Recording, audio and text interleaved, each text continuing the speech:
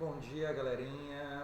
Mais uma vez, sejam bem-vindas e bem-vindos a essa aula. É um enorme prazer estar aqui com vocês. Eu, professor João Nolasco, vou trabalhar hoje com vocês um conteúdo muito importante, um conteúdo denso da história da humanidade e um conteúdo que cai muito nos vestibulares, que é a Primeira Guerra Mundial. Porém, eu quero chamar a atenção que quando a gente trabalhava antigamente a Primeira Guerra Mundial, nós adentrávamos, nós trabalhávamos muito a questão dos avanços da guerra, a primeira fase, segunda fase, terceira fase, a guerra de movimentos, a guerra de trincheiras. Analisávamos diversos elementos dessa primeira guerra, factuais, conteudistas, que hoje em dia não são mais tão necessários. Então, o que nós vamos primar aqui é para uma análise da Primeira Guerra, que entenda o que foi a Primeira Guerra, as causas delas, as características dela, vem analisar elementos importantes de como ela influenciou no desenvolvimento científico, no desenvolvimento médico, uma história cultural da Primeira Guerra, de o que era viver essa Primeira Guerra e, obviamente, as suas consequências. E a primeira coisa que a gente tem que pensar sobre essa Primeira Guerra Mundial é que ela é o primeiro grande conflito da história da humanidade que vai colocar em conflito praticamente todo o mundo, ou pelo menos países de vários continentes diferentes. E que ela vai acontecer entre ali os anos de 1914 e 1918, e que ela marca o fim de uma era muito especial e otimista da história da humanidade, que é o que nós chamamos de La Belle Époque. O que foi La Belle Époque? A Bela Época. A Bela Época é um período da história da humanidade que vai mais ou menos ali entre os anos de 1870 e 1914. Portanto, marcado pela segunda fase da Revolução Industrial, que o sistema capitalista se desenvolveu, que a ciência se desenvolveu, que as economias centrais do sistema capitalista estavam progredindo e que isso estava tendo um resultado de melhoria de qualidade de vida, pelo menos para as camadas médias e para as elites. E que gerou na história da humanidade um grande período de quê? De otimismo. Um grande período de otimismo, de perspectiva de um futuro tecnológico, com várias invenções, que iria fazer com que o homem deixasse de precisar trabalhar com elementos pesados, com o trabalho manual, e pudesse se dedicar com os trabalhos intelectuais, filosóficos, científicos e, sobretudo, com a arte.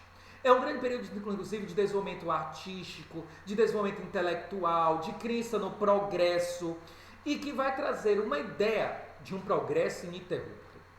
Mas essa Belle Époque vai evidenciar que, ao mesmo tempo que esse capitalismo e esse progresso científico poderiam trazer melhorias de qualidade de vida, também traziam conflitos, atritos, disputas, desenvolvia tecnologias que poderiam ser utilizadas para assassinatos em massa e, portanto, que ela tinha seu lado positivo e negativo. E essa crença da Belle Époque vai praticamente se extinguir com a Primeira Guerra Mundial e acaba definitivamente com a Segunda Guerra Mundial. A Segunda Guerra Mundial, principalmente com a Belle Époque americana, que durou mais um pouquinho. E isso vai trazer uma substituição desse período de progresso e de crença no progresso por um grande período de quê? De descrença, de descrédito e de pessimismo mundial. Entendido o que foi a Belle Époque e o seu fim, aí sim nós temos que pensar nas causas que levaram à Primeira Guerra Mundial. E as causas que levaram à Primeira Guerra Mundial, as principais, são basicamente 6. A primeira delas, a Revolução Industrial se desenvolveu, alcançou o ápice na segunda fase da Revolução Industrial, e isso fez com que as grandes potências do sistema industrial precisassem de mais áreas, de mais territórios. Territórios que lhe fornecessem matéria-prima barata, abundante, mão de obra barata em grande quantidade e, sobretudo, mercado consumidor. E esses países centrais partiram então para conquistar novas colônias, novas áreas de influência, novos protetorados, desenvolvendo a corrida imperialista. E essa corrida imperialista vai fazer com que as grandes nações dessa corrida imperialista viessem entrar em conflitos entre eles. Isso significa que a Primeira Guerra Mundial foi, sobretudo, uma guerra imperialista, de disputa de territórios. A segunda grande causa da Primeira Guerra Mundial é o desenvolvimento de doutrinas nacionalistas, de um nacionalismo ufanista, de um nacionalismo patriótico, de um nacionalismo com características, inclusive, militares, e um nacionalismo que vai ultrapassar as barreiras do território da sua nação, do seu país. gerando os chamados pães-nacionalismos. E aí vai surgir dois nacionalismos, ou dois pães-nacionalismos, muito importantes para a Primeira Guerra Mundial. O pan-germanismo, a defesa da união dos povos germânicos em uma única nação, e o pan-eslavismo, a defesa dos povos eslavos em uma única nação. Que, por um acaso, esses povos eslavos e germânicos dividiam uma região da Europa, os Balcãs. Isso vai fazer com que a Germânia, os alemães e austríacos, desejem os Balcãs, e também os russos desejam os Balcãs, levando a um conflito entre eles. Uma outra causa importante da Primeira Guerra Mundial é o revanchismo francês. Lembre que no processo de unificação da Alemanha, há uma guerra chamada Guerra Franco-Prussiana, vencida pela Prússia, que concretiza a unificação da Alemanha, e a Prússia humilha a França nesse processo. Isso leva à geração de um ódio, de um desejo de vingança, de revanche da França contra a Alemanha, que vai ser fundamental para o estourar dessa Primeira Guerra. Uma outra causa importante da Primeira Guerra Mundial é a chamada corrida armamentista. No processo do imperialismo, as grandes potências sabiam que eram inevitáveis uma guerra entre eles e vão começar a montar grandes exércitos, comprando cada vez mais armas. E isso vai desenvolver grandes exércitos que não eram feitos, obviamente, para ficarem fazendo passeatas, mas sim para entrar em conflitos e levar a novas conquistas. A indústria de armamento desejava que as guerras acontecessem e estimulavam essa guerra. E essa busca constante das nações por formarem grandes exércitos para um grande conflito, e também da indústria de armamento de desejar esse grande conflito para ganhar dinheiro, vai contribuir para o estourar da Primeira Guerra Mundial. Nós vamos ter, finalmente, aí, como duas últimas causas, a política de alianças e o assassinato do arquiduque Francisco Ferdinando. A política de alianças, que é a famosa política de alianças secretas. A famosa política de alianças secretas, onde as grandes potências do sistema capitalista industrial vão se unir em dois blocos. O primeiro bloco, que dá origem à Tríplice Aliança, o segundo bloco, que dá origem à Tríplice Entente. A Tríplice Aliança nasceu primeiro de uma aliança chamada Aliança dos Três Imperadores. Os imperadores do Império Alemão, Austro-Húngaro e Russo se uniram por serem nações imperialistas, monarquistas, de um governo imperial, católicas, mais conservadoras. A Rússia se retira pelo conflito pelos Balcãs com os austríacos, e aí vira a aliança dua, Áustria-Hungria e Alemanha. E finalmente a Itália, que fez seu processo de unificação ao mesmo tempo da Alemanha, e um contribuiu para o processo de unificação do outro, vai se unir a eles formando a Tríplice Aliança. Do outro lado vai se formar duas alianças. A Entente Cordiale, a França e a Inglaterra se unem em uma aliança de mútua defesa. Do outro lado, a Convenção Anglo-Russa. A Rússia e a Inglaterra se unem em uma aliança de mútua defesa. E quando a Primeira Guerra Mundial estourar, essas duas alianças tornam uma só, a Tríplice Entente, que é formada pela Inglaterra, a França e Rússia. E aí se compõe uma das causas da guerra, porque eram alianças secretas. Então você declarava como Inglaterra guerra à Alemanha, você estava declarando guerra também à Áustria e à Itália, e vice-versa. E isso vai desencadear um efeito dominó. Você derruba uma peça, você na verdade está derrubando várias. Você declara guerra a uma nação, você está declarando guerra a várias, desencadeando o processo da Grande Guerra Mundial. Finalmente, galera, o último grande motivo para a Primeira Guerra Mundial é o assassinato de Francisco Ferdinando,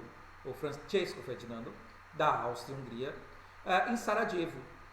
Ele foi visitar Sarajevo, que era uma região dominada pela Áustria-Hungria, sob a influência da Áustria-Hungria, e lá ele foi assassinado por uma associação nacionalista que pregava a autonomia da região de Sarajevo, e isso levou a um conflito entre a Áustria-Hungria e o Estado de Sarajevo, que leva um conflito entre a Áustria-Hungria e a Rússia e faz estourar a Primeira Guerra Mundial em 1914. Entendidas as causas da Primeira Guerra Mundial, então nós temos que entender agora como é que vai ficar o mapa da Europa nisso. Em rosinha, você vai ver aí os países da Tríplice Entente, Inglaterra, França e Rússia originalmente, depois vai entrar Portugal, depois vai entrar aí a região da Grécia, Iugoslávia, a região da Romênia, a Bélgica e a Holanda. Em amarelo você vê a Tríplice Aliança, a Alemanha, Áustria, Hungria, aí depois entra a Bulgária e Império Turco Otomano. Em amarelo cortado de rosa você vê a Itália, porque ela deveria estar do lado da Tríplice Aliança, mas ela entra na guerra, ela trai a Tríplice Aliança e entra na guerra do lado da Tríplice Entente, da França e Inglaterra. E em verde você vê os países que vão se declarar neutros, né? A Holanda, a Dinamarca, a Noruega, a Suécia e a Espanha.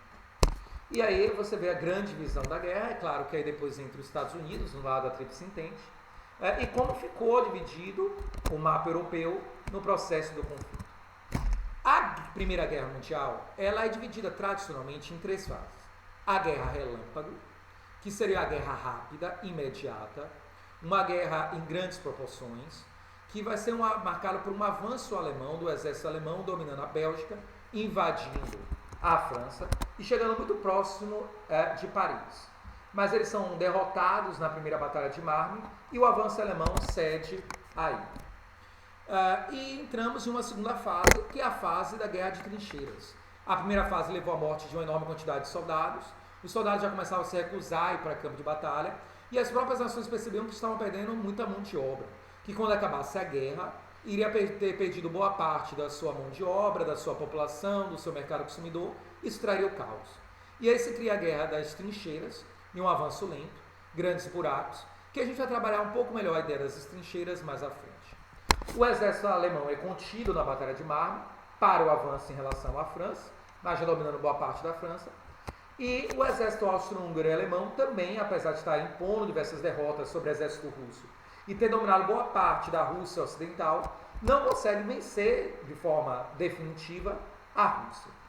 E aí, ainda na segunda fase da guerra, a Itália entra na guerra, abrindo um novo fronte de batalha para a Alemanha. A Alemanha estava enfrentando o fronte de batalha ao ocidente contra a França e Inglaterra, a oriente contra a Rússia e agora ao sul contra a Itália. Uma Itália mal armada, que não vai modificar muito o rumo da guerra, mas influencia de qualquer forma. E, finalmente, nessa fase da guerra, da segunda guerra, da primeira guerra, a segunda fase dela, nós vamos ter aí a entrada e saída de 2 nações.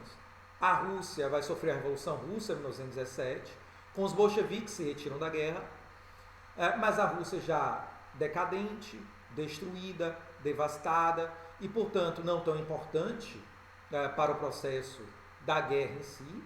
Importante era, mas não decisória. E entra nos Estados Unidos na guerra do lado da Tríplice Entente, jovem, moderno, tecnológico, bem armado, com muito dinheiro, que vai mudar a guerra. E, portanto, a gente não pode dizer que houve um equilíbrio, sai a Rússia e entra os Estados Unidos. Não, os Estados Unidos vai entrar mudando realmente o rumo da guerra, com todo o seu dinheiro, recursos. Isso leva a uma terceira fase da guerra, uma nova guerra de movimentos.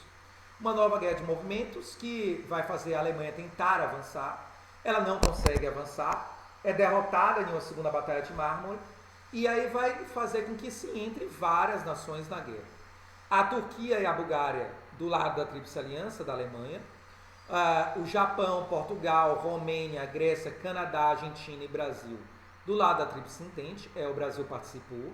Inclusive, o Brasil vai participar mandando enfermeiras. O Brasil tinha um corpo de enfermeiras de nível superior muito bem formado para a época, mandando recursos, logísticas de guerra e também mandando uma esquadra para proteger o Estreito de Gibraltar, onde ele vai se envolver na Batalha das Toninas, que aí veja que é uma comédia. O Brasil passa uma verdadeira comédia, uma verdadeira vergonha nessa batalha ali no mar Mediterrâneo. E nessa fase da guerra, a Alemanha vai tentar avançar, tentar dominar a França, é derrotado na segunda Batalha de Marne, inicia a recuar, e a Alemanha começa a perder então a guerra. E a Alemanha vai sofrer dentro do seu território uma revolução, um golpe de Estado, um golpe comunista, que toma o poder, depõe o imperador Guilherme II, faz um acordo de paz, acreditando em uma paz sem derrotados, sem punição, e depois esse governo comunista é traído, é vencido, deposto do poder, se restabelece um governo de direita, liberal, dentro da Alemanha, não tão liberal, mas liberal. E, finalmente, se estabelece o Tratado de Versalhes, que vai ser altamente punitivo para a Alemanha, destruindo a Alemanha.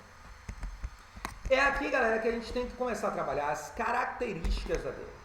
O que compõe a Primeira Guerra Mundial no sentido de suas grandes características. E a primeira grande característica é a guerra de trincheira. Guerra de trincheira, galera, que eram grandes buracos, às vezes de quilômetros, cavados na terra, de até 1,90 m de altura, com em média 90 centímetros de largura, onde o soldado ficava ali enfiado, se protegendo das balas, mas que na verdade vai virar um verdadeiro inferno, porque tinham péssimas condições de vida, o soldado dormia agachado quando dormia, quando chovia a água ficava até seu pescoço, o que provocava hipotermia. Se não morresse hipotermia, morria da gangrena. Se um soldado morria, o corpo dele ficava em decomposição ao seu lado, ratos caminhando, péssimas condições de higiene, fora o ataque de aviões, bombardeios, gás mostarda, lança-chamas, que fazia com que a morte dentro da trincheira fosse sofrida, árdua, dolorosa e longa. Além da guerra de trincheiras, você vai ter também a criação de armas químicas, como o gás mostarda, usado na Batalha de Ypres, e por isso às vezes chamaram também gás Ypres, que era um gás venenoso que matava por intoxicação e queima das vísceras internas, sobretudo o pulmão. Você vai ter um forte desenvolvimento também de um sistema de transporte e comunicação, inclusive com carros anfíbios. Você vai ter a utilização de novas tecnologias como o avião e os tanques de guerra, que eram mais canhões móveis e escudos blindados, e aviões que foram usados primeiro para identificar onde estavam os inimigos, depois para bombardear, depois batalhas aéreas, onde se destaca o famoso Barão Vermelho, o Von Richthofen. E você vai ter a propaganda de guerra. A propaganda de guerra primeiro para estimular os homens a lutarem na guerra, a irem para a guerra em nome da sua nação, então é uma propaganda nacionalista. Depois manter a moral elevada dos soldados e também fazer com que a moral dos soldados adversários caia com uma antipropaganda de guerra sobre os soldados inimigos. E aí você vai ter no final a proposição dos 14 pontos de Wilson, que defendia o final da guerra sem punições, onde a Alemanha não seria punida, não perderia nada, inclusive manteria os territórios da Rússia que ela havia conquistado. Se criaria a Liga das Nações para evitar novos conflitos, e a ideia era não gerar o revanchismo, não ofender o adversário, não humilhar o adversário, para não provocar uma nova Segunda Guerra Mundial. Os 14 pontos de Wilson não foram seguidos. A França e a Inglaterra não aceitam a guerra sem derrotados, a guerra sem punição. E aí vai ser estabelecido o Tratado de Versalhes, assinado em Paris, que vai impor uma derrota humilhante para a Alemanha, com várias punições para a Alemanha. A Alemanha tem que restituir Alsácia-Lorena para a França, entregar a região das minas de carvão de Sarre para a França durante 15 anos, cede todas as suas colônias para a França, a Inglaterra, o Japão, a Itália. A Itália não foi colônia, na verdade a Áustria-Hungria entregou as províncias residentes para ela. Teria que entregar os seus submarinos, navios mercantes de guerra, eles afundam eles. E a Alemanha vai ser completamente humilhada. Tem que pagar uma indenização de guerra de 33 bilhões de dólares aos vencedores. Não pode mais ter serviço militar obrigatório, nem um grande exército, nem aeronáutica, mas não vai cumprir isso. E tudo isso vai humilhar a Alemanha, provocando um revanchismo. As consequências finais da Primeira Guerra Mundial começa primeiro com o declínio da Europa. A Europa vai ser destruída pela guerra. A Alemanha, Inglaterra, França, a Áustria-Hungria, a Itália são devastadas. Então a Europa sai devastada social, econômica, politicamente, perdendo espaço de domínio no mundo. Você vai ter também a ascensão dos Estados Unidos ao lugar de grande potência. Você vai ter a intensificação dos problemas sociais e econômicos da Rússia, que leva à Revolução Russa e à retirada da Rússia da guerra. Você vai ter o aparecimento de governos autoritários, tanto de direita como de esquerda, na Europa. Você vai ter a morte de 11 milhões de pessoas, sendo 8 milhões de combatentes e 3 milhões de civis. Você vai ter a desagregação, o fim de vários impérios, o Império Russo, Austro-Húngaro, Alemão e Otomano sumiram para surgir novas nações. Aí você vai ter da Áustria-Hungria surgindo a Áustria, a Hungria, a Tchecoslováquia e a Grande Sérvia, que depois virou a Iugoslávia. Do Império Russo você vai ter a União Soviética, a Finlândia, a Polônia, a Lituânia, a Letônia e a Estônia. Você vai ter uma crise generalizada na Europa que faz surgir governos totalitários de esquerda, o socialismo na União Soviética e o fascismo na Itália, na França, depois na Espanha e em outros lugares. E você vai ter também a criação da Liga das Nações, com o objetivo de tentar evitar novos conflitos e modernizar e desenvolver a Europa, uma liga completamente fracassada, já que você humilhou a Alemanha, humilhou a Itália, fez com que gerasse um revanchismo, isso vai levar a uma Segunda Guerra Mundial. E com a criação de novos países também você vai ter o ato de, às vezes, colocar, como foi o caso da Iugoslávia, nações e povos com culturas diferentes vivendo dentro do mesmo território. O que leva a conflitos étnicos entre essas minorias étnicas internas, com tendências a separações e focos de conflito e tensões dentro desses territórios. Tá? E aí, galera, você vê a emersão, o surgimento de uma grande nova potência, que é os Estados Unidos, que dominam o mundo, e já a construção de toda a estrutura que vai levar à Segunda Guerra Mundial. Galera, aí a gente termina o resumo, foi um resumo, na verdade, 20 e poucos minutos da Primeira Guerra Mundial, mas onde a gente tocou os principais pontos dessa Primeira Guerra Mundial. Foi muito bom estar com vocês, espero que tenha sido útil. Aproveitem, qualquer dúvida coloquem aí no chat, nas perguntas, se der tempo eu respondo. Um abraço, um beijo para todo mundo e até o nosso próximo encontro com Crise de 29. Bye bye, galera!